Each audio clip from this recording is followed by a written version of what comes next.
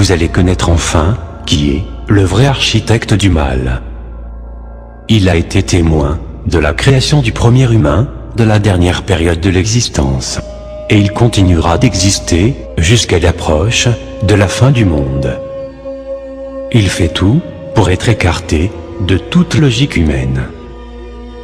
Il sait parfaitement choisir les soldats. Ne jamais penser à lui, ni à son existence. C'est Lucifer, le prince des ténèbres. Il sera le premier inscrit au club de l'enfer. Les humains sont la cause de cette punition éternelle. Imaginez alors sa souffrance et sa haine envers les humains. Sa base principale, la vengeance. Cette vengeance qu'il a amplifiée dans notre vie. Elle existe partout, entre nous. Dans tous les domaines, toutes les compétitions, la quasi-totalité des sports, des concours, des films et des séries. Il dirige toutes les grandes opérations de destruction massive de toute l'humanité, comme les guerres, les casinos, l'adultère, l'homosexualité, la mode,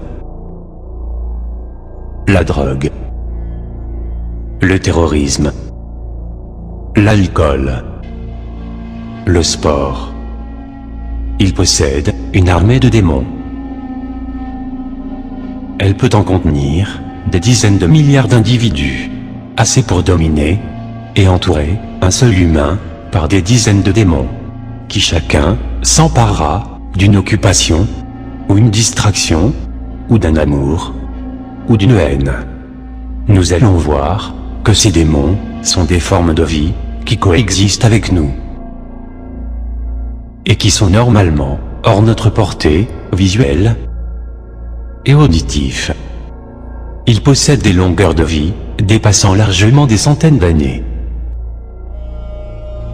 On va voir que la possession diabolique